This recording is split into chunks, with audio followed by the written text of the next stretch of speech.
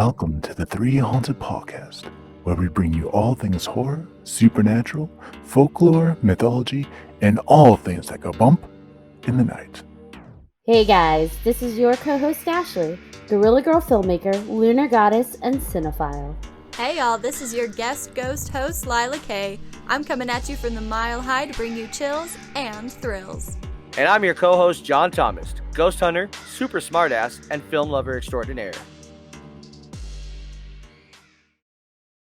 What's up, ghouls, gals, and all you dreamweavers out there? In today's episode, we'll be discussing lucid dreams, dreamwalking, nightmares, and dream interpretation. Can one really control their dreams? What causes nightmares? Can two people have the exact same dream? Join us and two fantastic returning guests, as well as our special guest host, Lila, to find out. But first, a word from our network sponsor. Are you looking for more awesome podcasts? Head on over to withoutyourhead.com for access to the Without Your Head podcast network, where you'll find a variety of podcasts sure to keep you entertained and coming back for more. Welcome back, everybody. Apparently this season I'm going to have a stuffy nose every single episode. So, hey, let's do that. It's allergy season. You know what? That happened to me last season. I was stuffy all the time because of all the wildfire smoke. We were recording during like the thick of the wildfires. So better you than me. Just kidding. It just transfers. Yes. But apparently it's going to go from person to person. Yes. But like Ashley said, we do have two returning guests. We have Callie and Shane. Thank you for coming back. Yeah, welcome back. Thanks for inviting me back. Thank you for having me. Yes. And Lila, thank you for coming back for our guest host. Yeah, of course. Thanks for having me. You're like the best guest host ever. Yeah, we're super excited to have everybody on. I feel like we're all just like, it's a combination. Yeah. We have a lot of really awesome people and we're mixing combinations and vibes and I love it. It's just, right? We're making magic. Yes. Yeah, I know Callie's been with like 3 or 4 different people now, so that's great. Whoa. Hey, what? Yeah, watch out. You're going to ruin my reputation. Crazy. Wait, John, that did sound bad. Crazy. I apologize. Oops.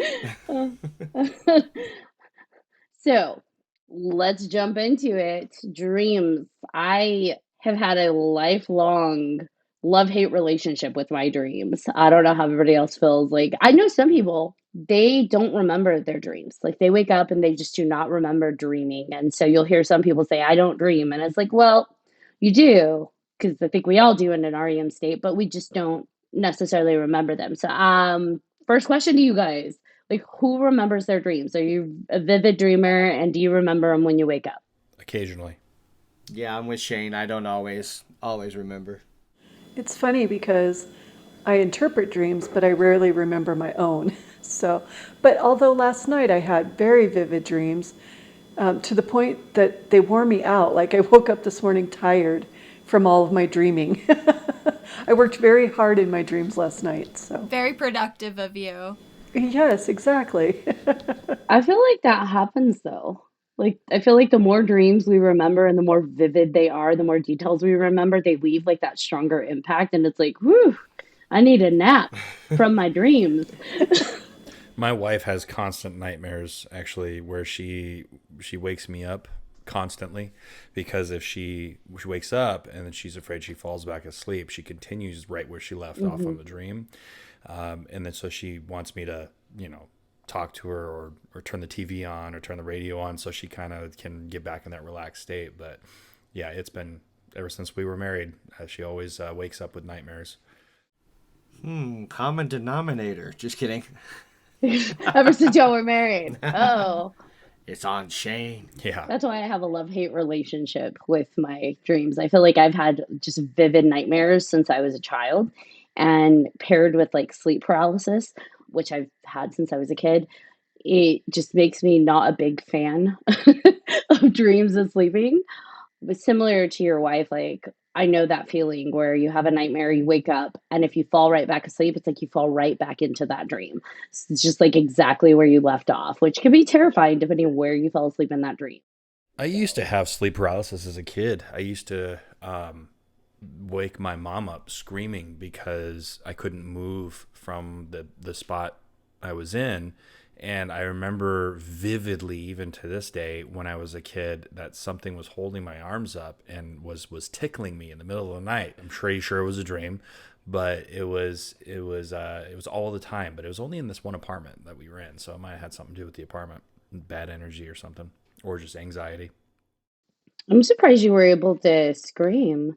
I feel like in all of my sleep paralysis, like I'm so paralyzed, like voice, mouth, everything that Yeah. like it's that feeling. I feel like if they could track my blood pressure when it happens, it goes so high because I'm trying to scream. Like every muscle I'm trying to contract in my chest to scream and wake myself up or like snap out of it, and I can't.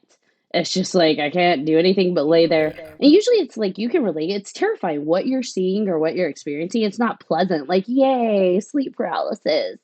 I try and scream in my sleep to wake up or scream for help, or I'll be screaming for help in my dream. And Ariana wakes me up. She's like, "Can you shut up?" That's her response to me. She's like, "Can you shut up?" Because I'm screaming, but I'm not screaming as me. I'm screaming in a weakened state. So all I can muster out is, remember that scene from Princess Bride when he pumps him full of air and then presses on his stomach? That's pretty much what it sounds like when I'm screaming, but it's much louder. Yeah. Whoa! Yeah. Yeah. So she says I sound like a girl trying to scream in my sleep. Oh gosh. Here you are comforting her when she has nightmares, and you're like screaming in your sleep, and she's like, "Hey, shut up." Can you shut up? Oh man, that's funny.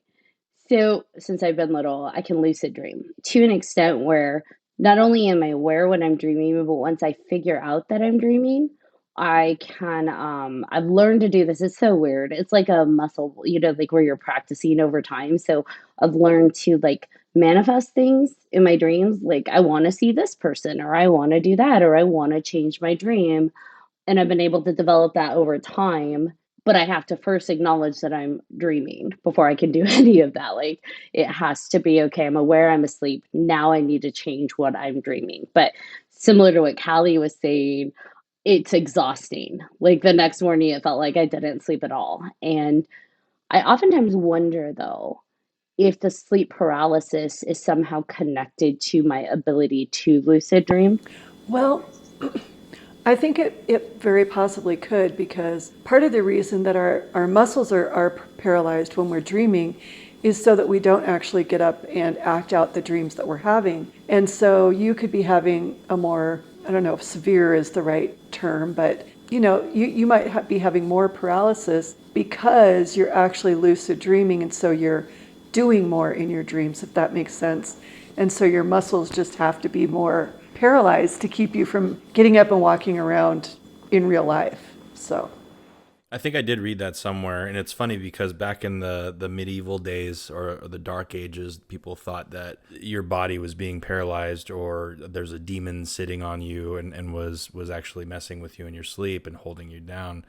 That was a common thing. So you'll see these wood carvings, the wood prints of like demons sitting on the person while they're sleeping, because that's what they believed back then. Good old science. So then, real quick, Callie or Ashley, so would you be able to define or summarize what lucid dreaming is for those who might be listening and don't fully understand that concept? Ooh, Lila coming in with the serious question. I love a good definition. Lucid dreaming is just the awareness that you're dreaming. And so we actually talked about this in another episode. There is a difference, although people sometimes use it interchangeably, between astral travel and lucid dreaming. Astral travel is where you actually go somewhere else, but lucid dreaming is simply the awareness that you're dreaming. I think there was a movie based loosely on that, right? Like it was like an experiment or something like that, and there was the good guys and the bad guys, and there's this bad guy scientist that was trying to take advantage of the new technology to be able to control dreams. I forget what it was called, but I remember him turning into like a cobra head or something like that in the dream. There was something, he was on a train and they were fighting on a train. No, No dream I catchers. feel like maybe, this or might something have been a dream for you. might have been. It's probably like that one time I thought all the Nightmare on time. Elm Streets were the same movie. Yes. Oh. Yes, that was great. It's like they're all just one movie, one continuation. Yeah. No, I mean that sounds familiar, but I don't know. You lost me at the Cobra Head, but yeah. Oh. That's where he lost me, because I was like, that sounds familiar. But then I started thinking, I think the one I was remembering was that one where they would kill themselves Oh, and then bring Flatliners? themselves. Yeah. Yeah. That, I think when he was describing it, that's where I was going. And then obviously I got off the train at Cobra Head. I was right there with you, Callie. Shane is going to ask the Google. Well, it's not Dreamcatcher because that's the Stephen King one where the alien. Yeah, that one was trippy. Yeah. Well, oh my God, it's gonna make me. We'll figure Man, it I out. can't- Someone I- call Nathan. Yeah, someone call Nathan. he, Yeah. would know. He would know. He's like Yeah. our movie guru. There's somebody right now out there screaming at their phone. It's whatever the movie is.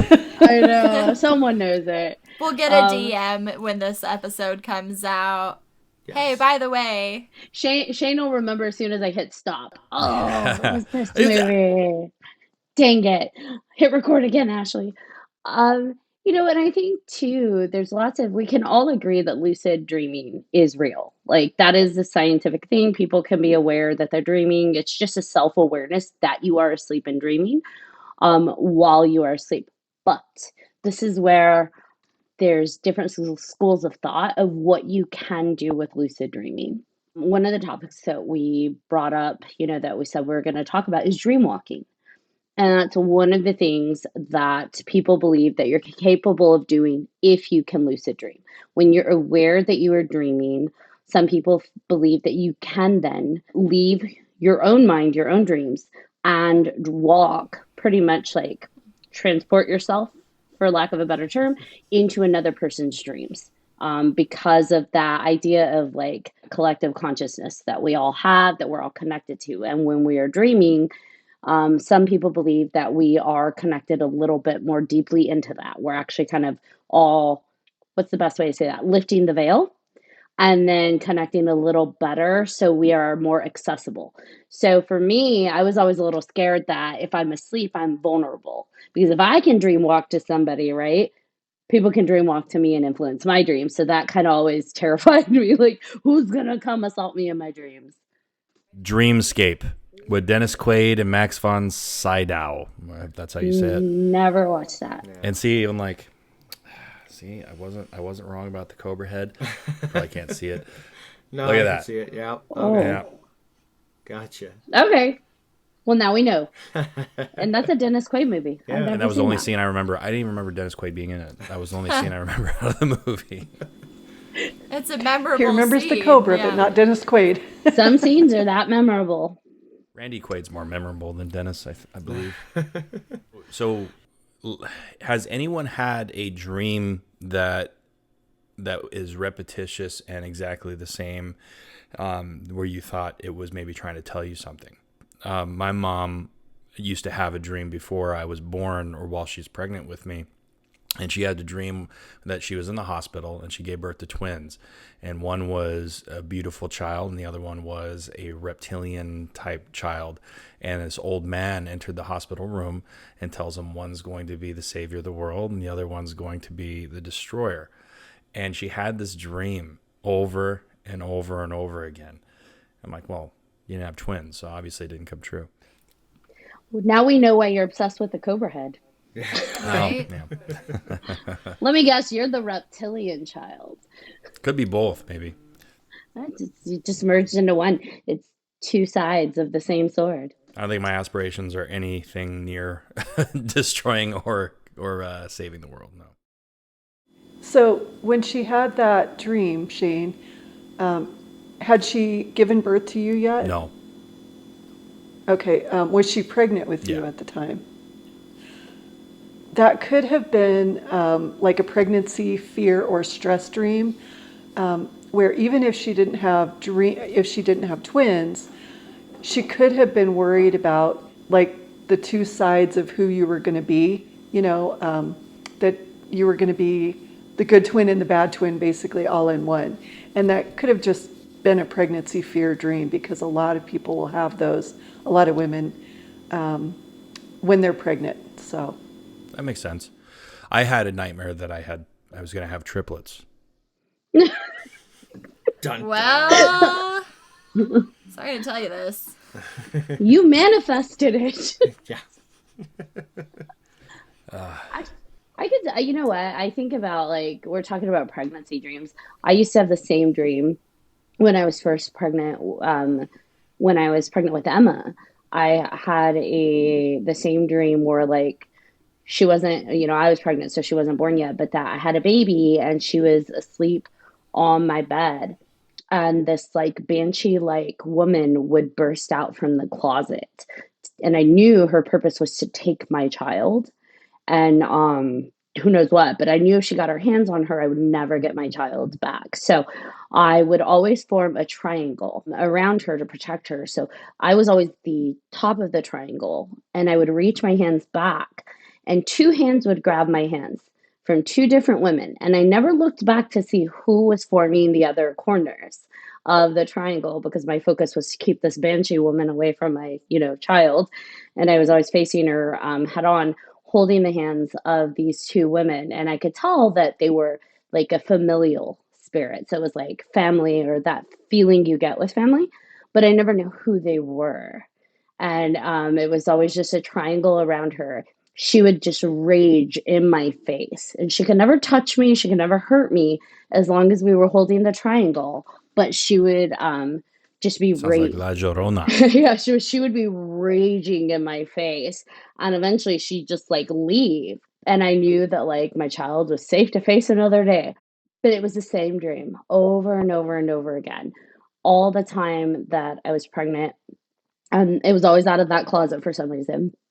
Never had those dreams like my other two. Like I never had those kind of dreams, but only with Emma did I have those kind of dreams. And I was like, I never understood what it was, but I'm just First like, child anxiety kind of thing. yeah, probably. It's like, I gotta protect her against this banshee. So, Well, you know the significance of a banshee in Irish folklore, right? no. So if you see a banshee, the banshee is a bringer of death or deliverer of that message. Usually if you see a message like a banshee or a carriage with no driver, usually that means death is coming for somebody in your family.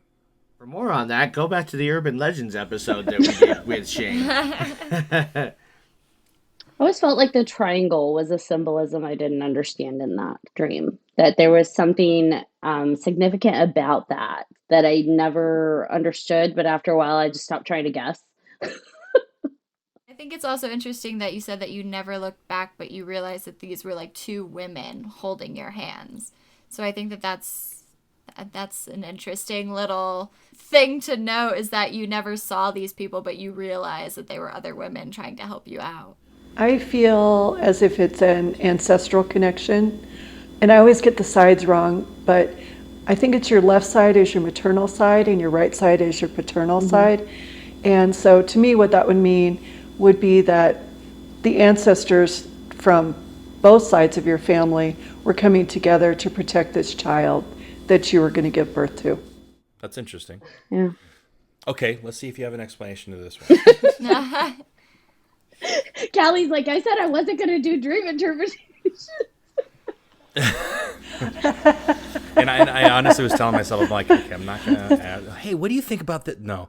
But while we're on the topic of dreams, in impeding on your real life, well, we were living in this house, and a bunch of weird things happened in that house, especially while we were sleeping.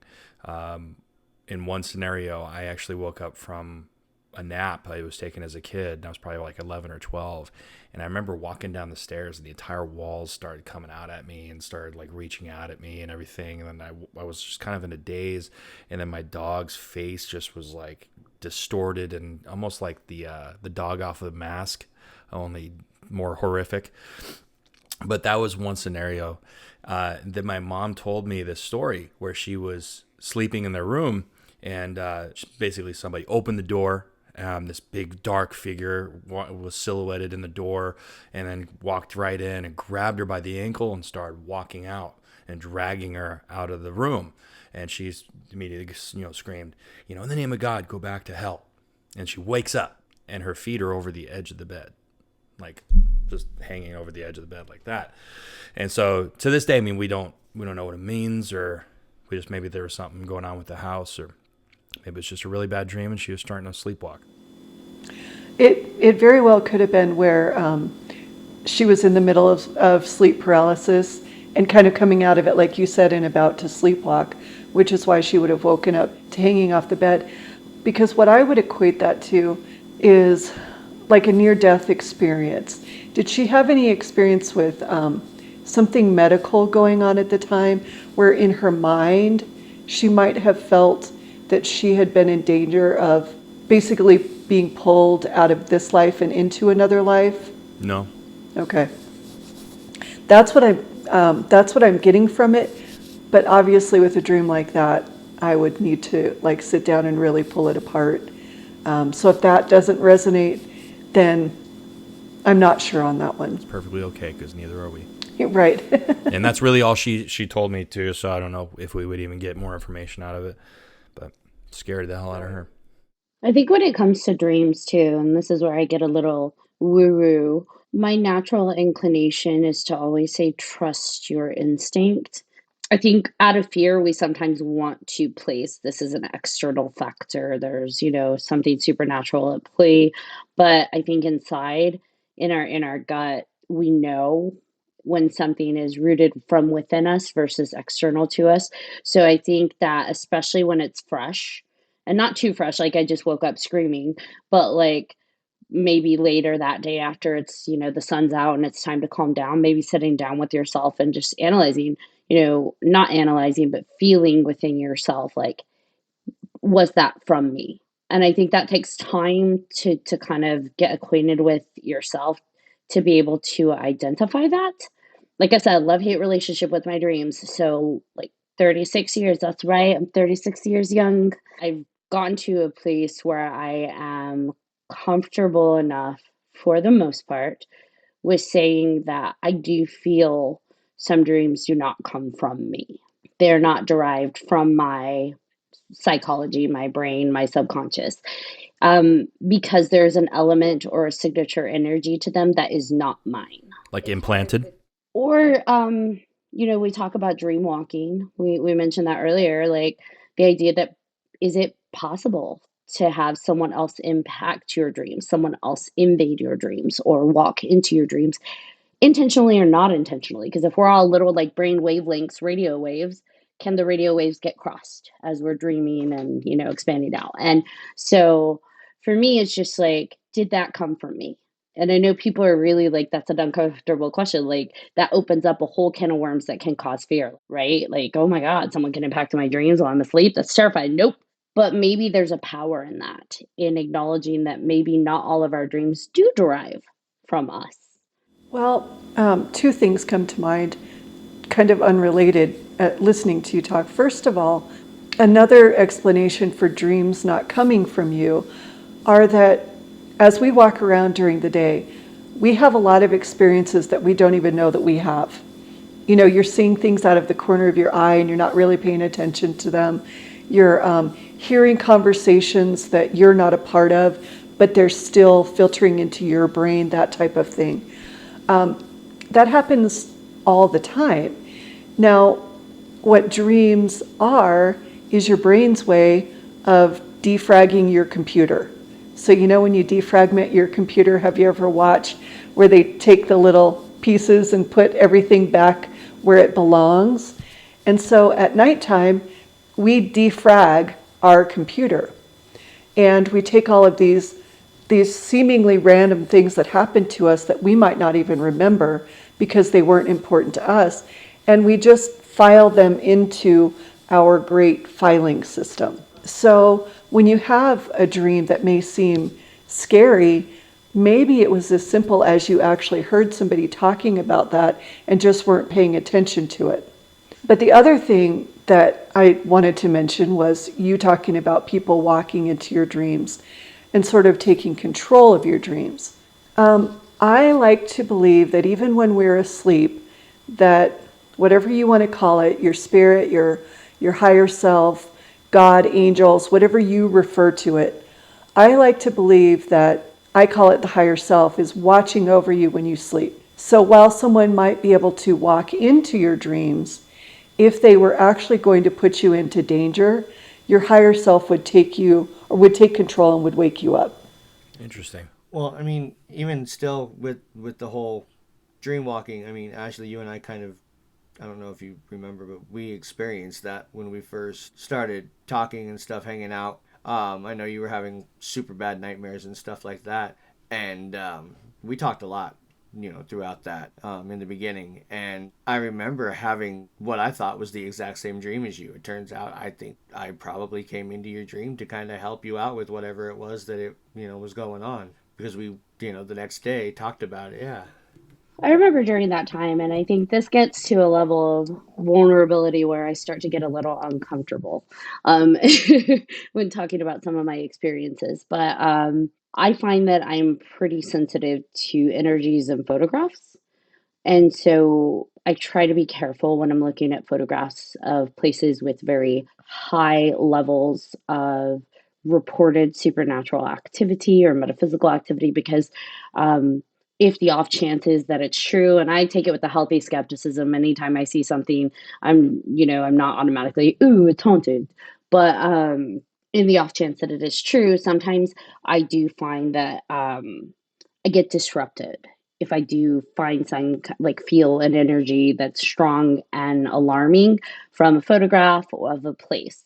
And I had a while ago, years ago, a friend of mine was going to a supposed haunted place to do paranormal investigation. Sent me some photos of what it looks like now, of where he was going, and then like I felt the energy in some of the places of the pictures. So not all the pictures, just some of the pictures. I felt the energy and was drawn to, and I'm like, I don't want to look at these anymore. But when I went to sleep that night, I had dreams of exactly what they went through that evening during their investigation. So when I talked to them the next day about like how'd it go, and he was telling me everything they encountered, I was like, holy shit, I dreamt that, like I was there. But the place didn't look the same. So I described it, and he sent me pictures of what it used to look like back before it was rebuilt. And that's what I had dreamt, of how it used to look like. So I almost feel like in that instance, the energy of the place that I was picking up on was from its previous rebuilt days. And I somehow got pulled in, like it created that connection. So I got pulled in to that space while I was asleep.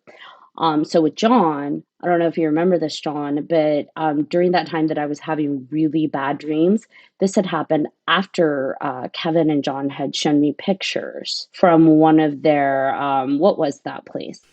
Oh, maybe the melting pot. I can't remember. Or no, Waverly No, Hills. It was it Waverly Hills? Ironically enough, I was wearing a shirt from Waverly Hills. And and it wasn't every picture. So Right. again, it wasn't like they had like so many pictures. It wasn't every picture. There was just one room that they'd showed, like there were pictures of that. As soon as I looked at it, it's like I froze, and it felt like ice cold water was being dumped over me, and I was like, oh no. And I'm like closing the pictures, handed it back, and I'm like, thanks, no thanks, I'm good. I put it away, I'm safe, right? And then for like a week, I started having awful nightmares. And then I was telling John about them. And one night, he had, I guess the next morning, he told me what he dreamt. And I was like, holy cow, that's exactly what I dreamt. So I don't know whether that stuff is just coincidence or not. But I don't think it's coincidence. I think some people are just more receptive to energy in general, and dreams are, I don't know, in my opinion, another form of energy. I mean, if you can attract positive and negative energy alike, then why wouldn't that affect your dreams and your thought patterns and I guess the same way as electromagnetic frequencies can affect a computer, fragmenting or defragging. I guess that would be the same, or the analogy. Is that the right analogy? mm-hmm. So maybe some people are just a little bit more receptive to that kind of stuff than others. I mean, Ashley, I know you've always been that very, very sensitive and very receptive, whether you like to or not. And then there's some of us who don't want any part of it because they know it's just kind of like, I don't want to throw up when I'm sick, so I'm going to avoid doing that at all costs. Some people just can't help it. They're like, no, just get it out. Let it go. You're right. Whether I like it or not. Whether you like it or not. Yeah. Which is honestly why I try not to, like, when you tell me, have you watched Paranormal Caught on Camera? Have you watched it? I'm like, nope. Yeah. It's probably a good idea that you don't watch that show. Yeah. Yeah. The off chance something is. And it's unfortunate because I don't know until I see something in that moment that it's like, oh, that's not good. I shouldn't have watched that. You're like a teleportation device for energy influences. Sweet. I found the way to teleport. Yeah. Can I teleport to Tahiti, though, or, like, Fiji? Like, can we find a haunted spot there on the beach? Somewhere nice and warm. Well, I mean, if you can control your dreams. I know, right? That's what I should do. I think, unfortunately, in my dreams, when it gets to the point where I feel, like, panicked to change them, it's because it's a moment of panic. It's like I'm in a nightmare and I realize I'm dreaming, and then I'm literally trying to dream jump into another dream. And that takes a lot of energy. Like I usually end up having, when I do something like that, I usually end up having like a migraine the next day. It's just no good for the brain. The brain needs rest. What does the professional in the room think about dream jumping? Are you talking to me? I'm no professional. We're all just going to sit here and wait for Callie. We're all staring at Callie on our screen, and she's just like, me? What? No pressure. No, I totally believe in dream jumping, and I have had it happen to me where I've ended up in someone else's dream or had them end up in mine. I believe in the connection of energy. And Shane, as you were saying, dreams are just another form of energy because everything is energy. And so if you're vibrating on the same frequency, and especially, like Ashley and John, when you were talking about how you guys had a lot of conversations before John actually ended up having the same dream as you. And I think that's because you guys were vibrating on the same energy level, like attracts like. And so what happens? You end up meshing together. Yeah, dream walking and dream jumping is absolutely possible, as long as you're on the same frequency. So. Right.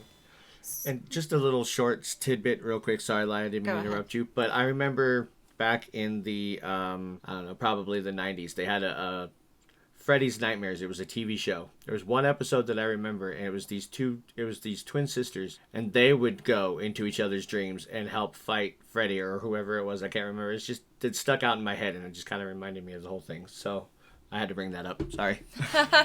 Yeah, and if you're able to lucid dream and know that you're dreaming, then you absolutely can eventually work to the point where you can control moving into other people's dreams. So. well, and I think when we're talking about dreams, I think children's dreams are pretty interesting too. Like, I know Emma, my oldest, has had a lot of vivid dreams, but I remember when she was younger, she was about, oh gosh, 4, and she used to insist, like, she was obsessed with outer space, and she used to insist that, like, Mars, we could grow food on Mars. And I'm like, no, that will not sustain us. And she said, but Mama, there's water. And I'm like, there's not water on Mars. She said, yes, it is. You just can't see it because it's under the ground. At age 4? Yep, age 4. And then a year later, I was just sitting down looking at the TV, and there was this news thing that came up that like they had found ice particles under the surface of Mars. And I just looked at her like, She's gonna be the next Elon Musk. she told me there's water under the surface of Mars. I'm like, she said in her childlike way of, you just can't see it. It's under the ground. And it's like, okay, I don't think there is, but sure enough. But I did remember one of her dreams that had stuck out to me at 4 that she had told me, well, there were a few. That same house that I had nightmares of the banshee woman in the closet. Well, when we moved out of that house, she would tell us, I'm so glad we left the blue house. And it's like, why? And she said, because the skeletons in the closet wanted to eat my toes. And it's just like, what? And we don't allow her to watch the scary things. So it's not like I know I miss horror. I wouldn't let her watch those things. Not to say she wasn't influenced by images in the world, but she's not watching horror movies. But she would insist that like she would be laying there, and years after this, like 5, 6, 7, she would still maintain and remember that like the skeletons in the closet would come out of her closet and try and eat her toes through her crib. And I'm like, the fact she was so adamant on that, I'm like, oh, it was quite a dream. She must have been having quite a bit of the same dream. Sounds like you passed down that gift. It seems to have gone away a bit over time, but I remember one of her dreams, which I think Callie might be interested, is while we were living in Utah, and she was obsessed with Mars and outer space. She still is obsessed with outer space, by the way. But she told me, Mama, I had the best dream. And I was like, really? What was it? And she's like, Mama, we were dancing on Saturn. And I was just like, that sounds really nice. We were dancing on Saturn. She said, yes, Mama. It was so beautiful. We were dancing on Saturn. It was so beautiful. And I was like, okay, well, that does sound nice, but where was Daddy and Cole? And she said, oh, Mama, they can't dance on Saturn like we can.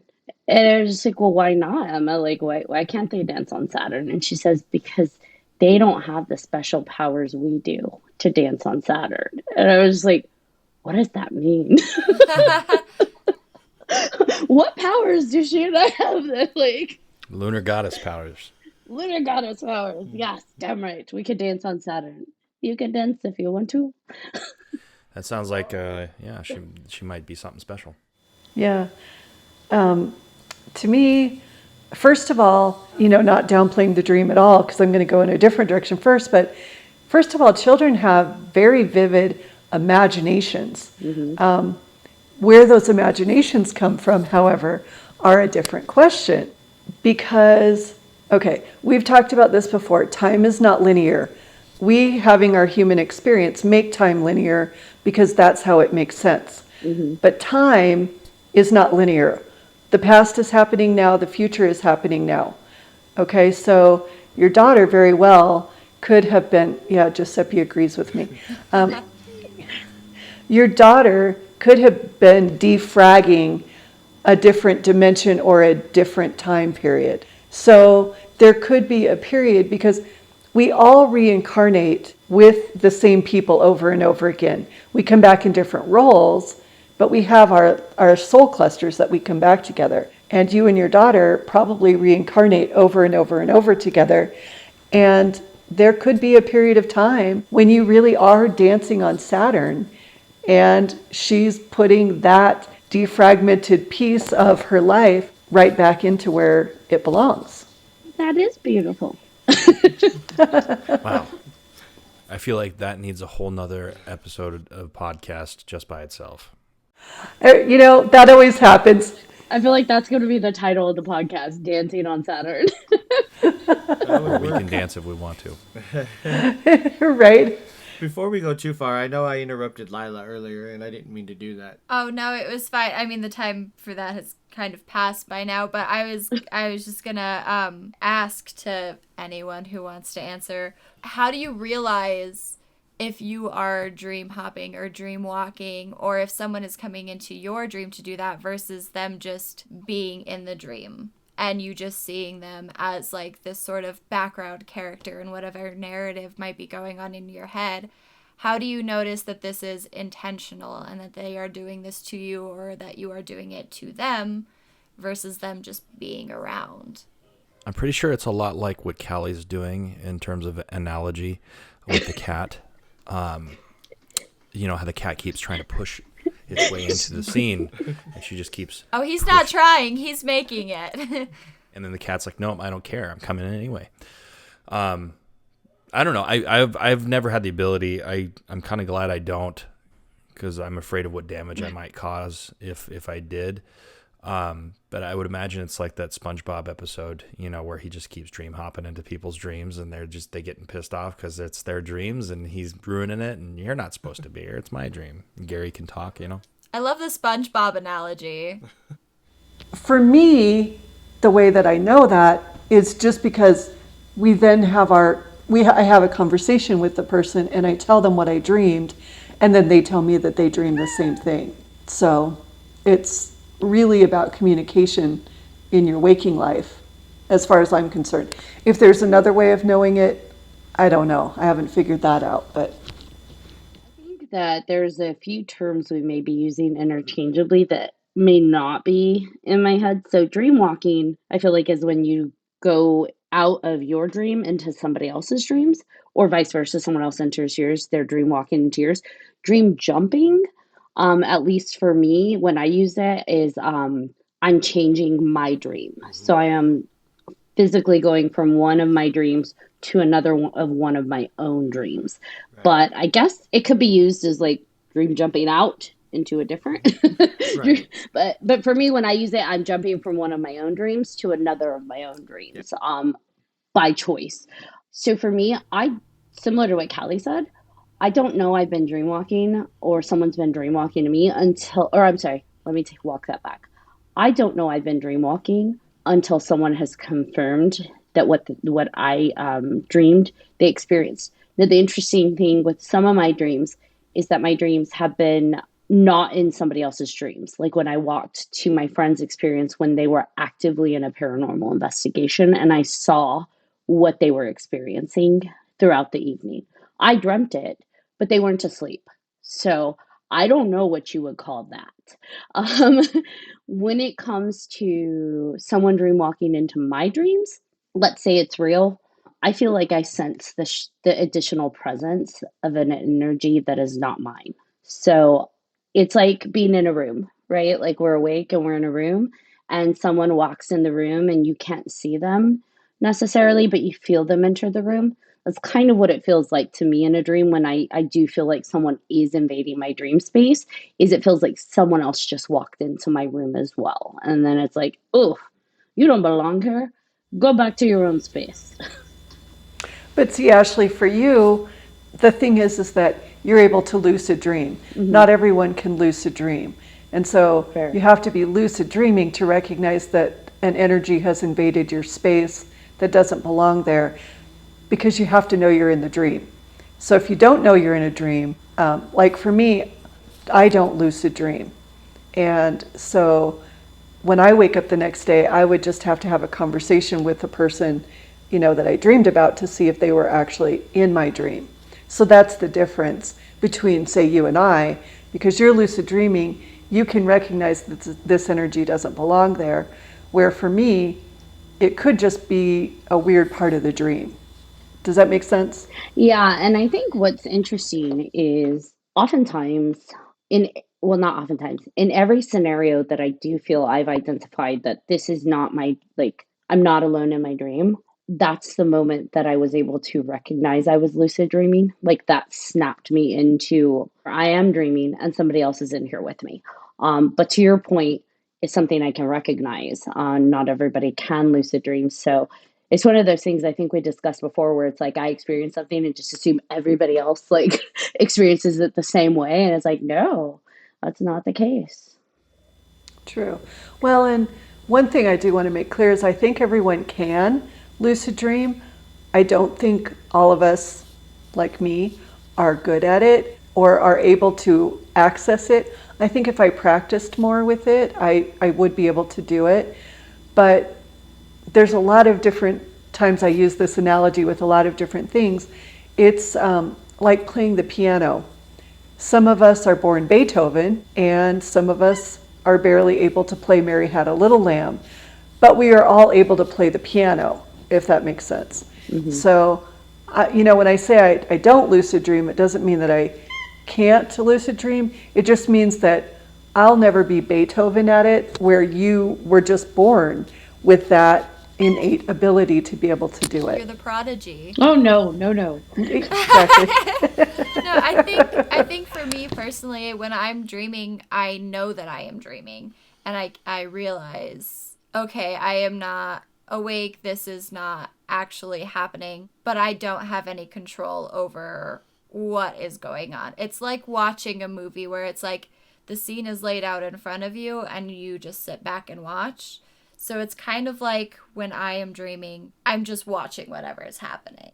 but there is no control over that.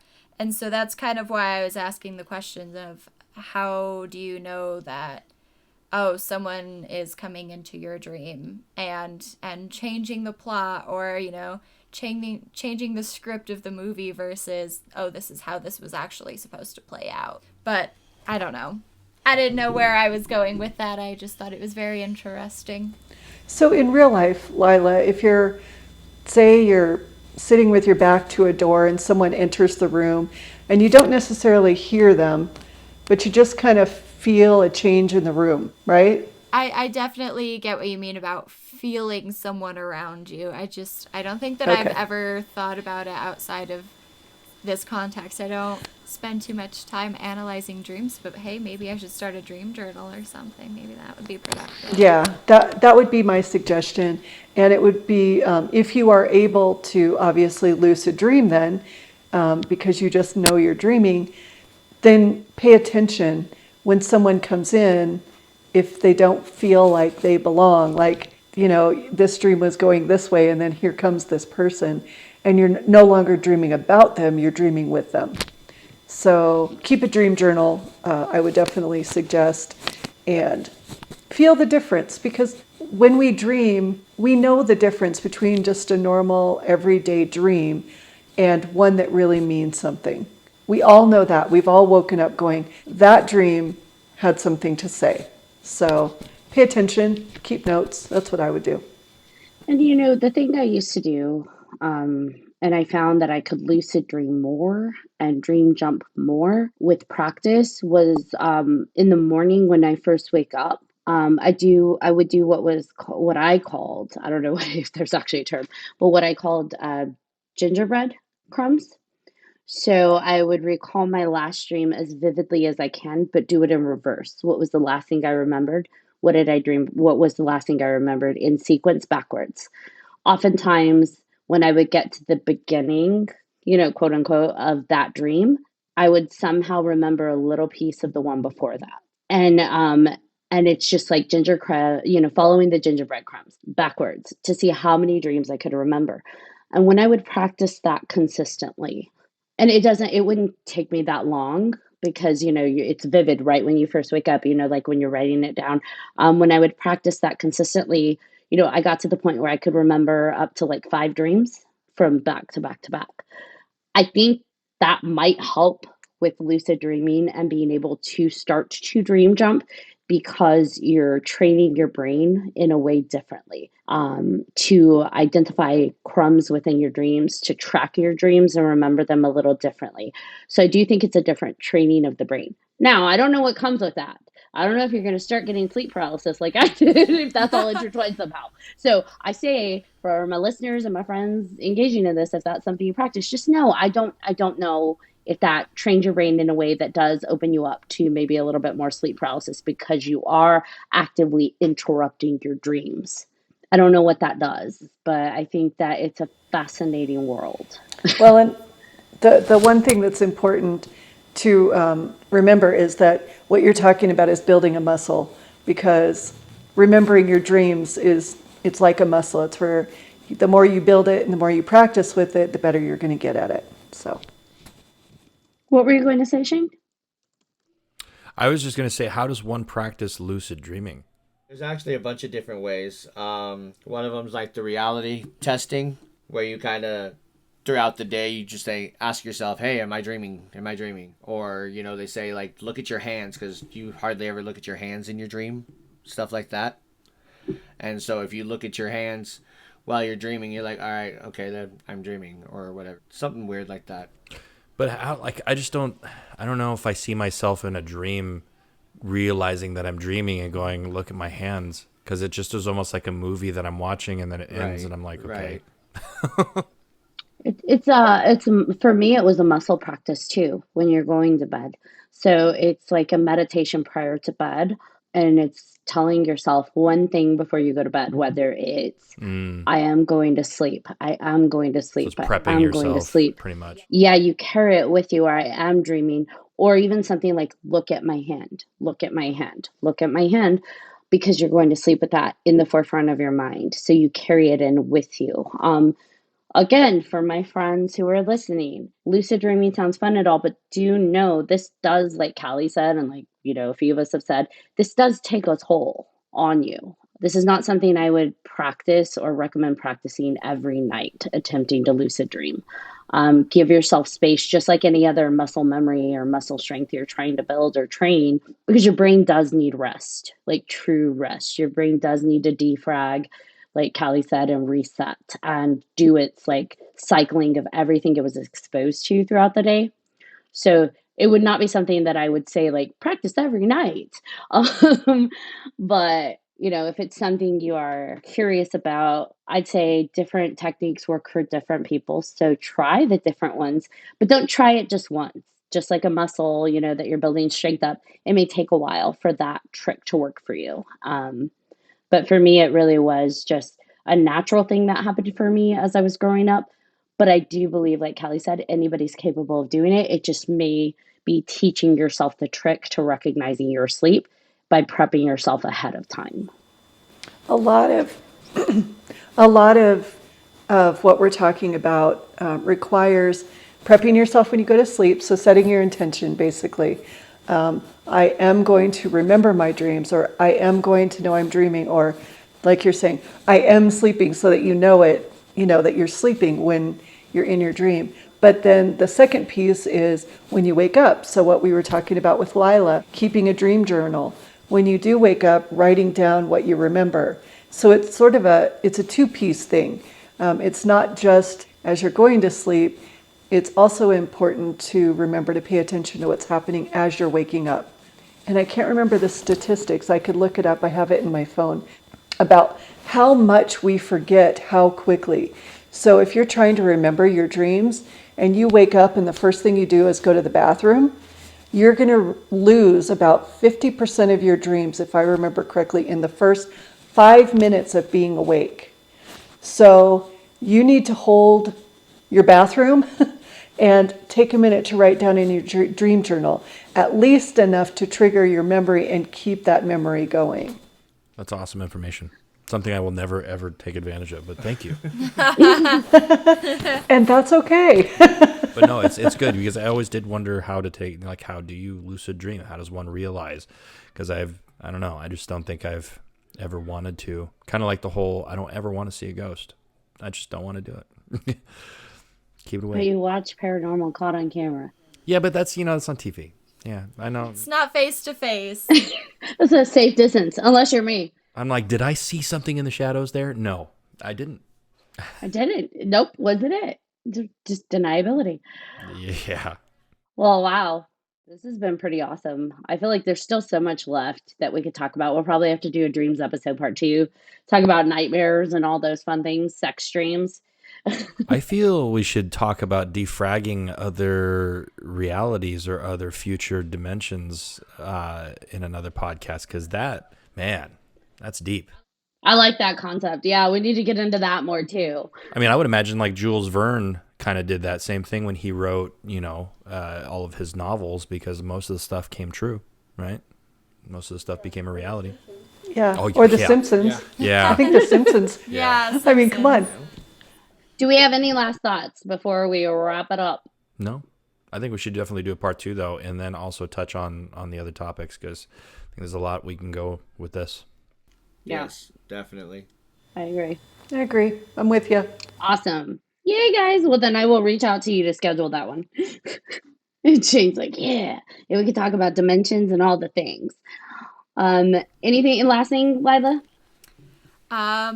I am taking away from this that I will be starting a dream journal just to keep track of things. And I also think that that's super helpful just for like recollection sake. Just knowing, hey, this is what I've been dreaming about, finding common themes, things like that. It could be interesting for anyone to try, but I'm definitely into it.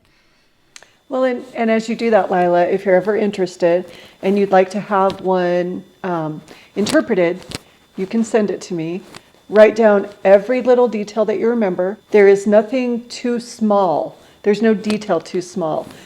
Colors are important. Numbers are important. The silliest detail that makes no sense could be the key to unlock the whole dream. Because if it's important enough for you to bring it back to your waking life and remember it, it's important enough to interpret. So I would be happy to do that for you and kind of see where that goes. Just know that when I interpret, it can get a little bit personal. And like as Ashley was talking about, it can be a vulnerable experience. So that would be just between the two of us. And then you could decide if you wanted to like share it with anybody else. So let me know if you're interested in that. I would absolutely love that. That's really sweet. Thank you so much. Of course. It's awesome. Yeah, and I think people don't realize too that like what we dream, there's a reason people do dream interpretations. What we dream isn't always like the obvious, like, oh, I had sex with this person. That must mean I'm attracted to them and I want to have sex with them. Like maybe, but maybe not. Like there may be other things that are going on that your brain is interpreting it that way. But I think that's the biggest one that I've had a few people randomly, mention to me with friends, like, oh my gosh, I had a dream about this person and it was like sexual. And is that weird? Like, what does that mean? And I'm like, I don't know, but I don't, I don't think it's it is always as straightforward as that. Ashley, there's children in the room. Where? Chucky? Exactly. Giuseppe. Right. Giuseppe. Earmuffs. Earmuffs, Giuseppe. So, I'm just saying Yeah. as one example, because that seems to be the one thing that throws people off a lot, like our sex dreams. Yeah, absolutely. Dreams are almost never as cut and dried as they appear to be. There's a lot to them. So I don't know. It'll be interesting to. So for sure, let me know if that comes up for you and you want to do that. She wants me to write down my sex dream. I'm just kidding. Only if you want to, Ashley. Every detail. She said every detail, every color and number. You would Color. have no Oh, idea just what you're me. getting into with Ashley. That's what she said. She said every color is important, Shane. All right. Good night, everybody. Well, True. And with that, and with that, bring us home, John. All right. Thank you, everybody, for tuning into this episode of 3Haunted. I am your co-host, John Thomas. I am Ashley Lunar Goddess. And thank you to our guest host, Miss Lila, and our special guests, Shane and Callea. Amazing as always. Appreciate you guys coming on. And if anybody out there has any questions, comments, or episode suggestions, please email us at 3hauntedpodcast@gmail.com. And if you haven't done so already, please follow us on all of our social media. You don't want to miss one crazy moment. Until next time, sweet dreams.